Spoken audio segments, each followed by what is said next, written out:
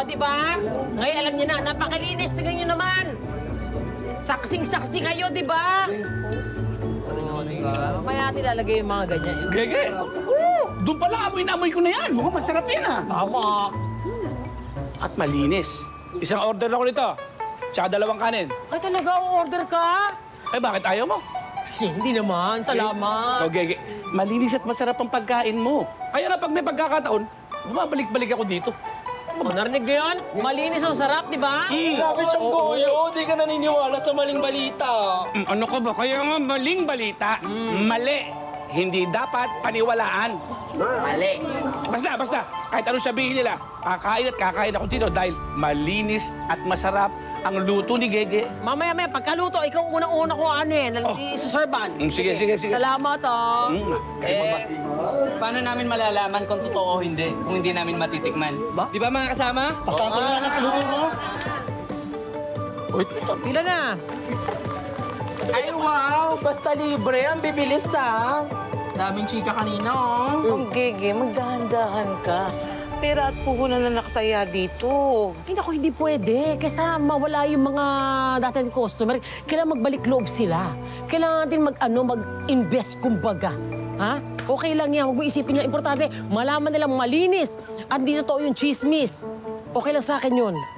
Magbalik loob lang yung mga customer natin. Kasi ang kainan ni Gege ay malinis at... Masarap. Kaya naman, saan ka pa? Dito na. Ano? Hey! Fresh na fresh! Naku, mas fresh pa kay Chong Goyo. Di ba? Chong Goyo, Uy, ayos! huwag kayo magtulakan. Mainit daw sa ha? Kumuha ka ng tasa. Ay, teka lang.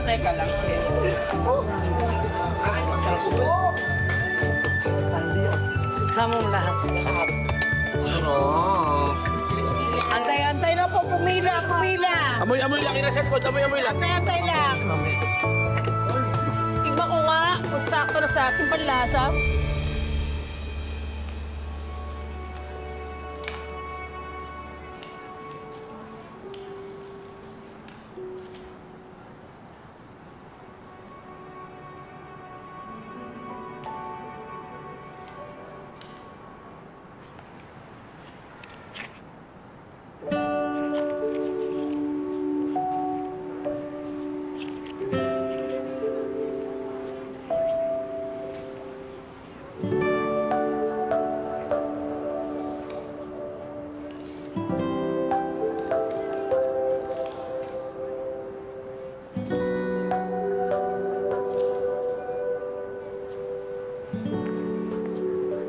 Sir Gonzales. Ay, ma'am. Oh, class, may bisita tayo. Good morning po, ma'am. Good morning. May bisita tayo. Good morning din sa inyo, class. O sige na, magsiupo na kayo at ituloy niyo na ang ginagawa ninyo. Sir Nolly, pwede ko kayo makausap sandali? Yes po, ma'am. Bakit po?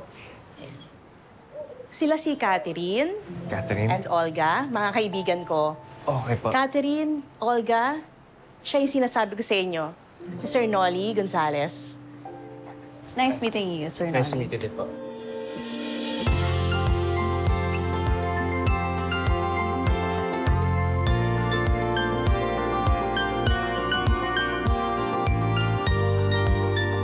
Nice meeting you. Nice to meet you din. Anyway, si Catherine and Olga, sila ay mga beauty queens at members din sila ng NGO. And at the same time, meron silang ginagawang project. Nag-organize sila ng Lakan ng Lahi. Lakan ng lahi? Ano po yun, ma'am? Yes, it's a male pageant that are looking for sponsors. So, yung budget will proceed to target charitable institution or institution of choice. Okay.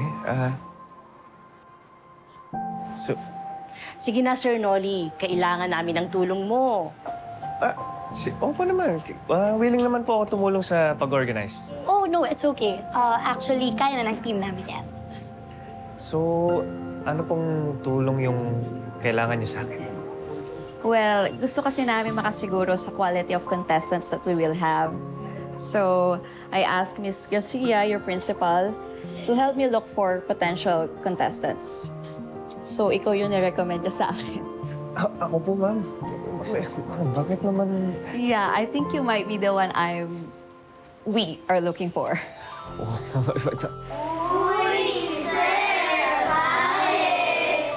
Class, babe. Sorry, ma'am. Sige na, Sir Nolly.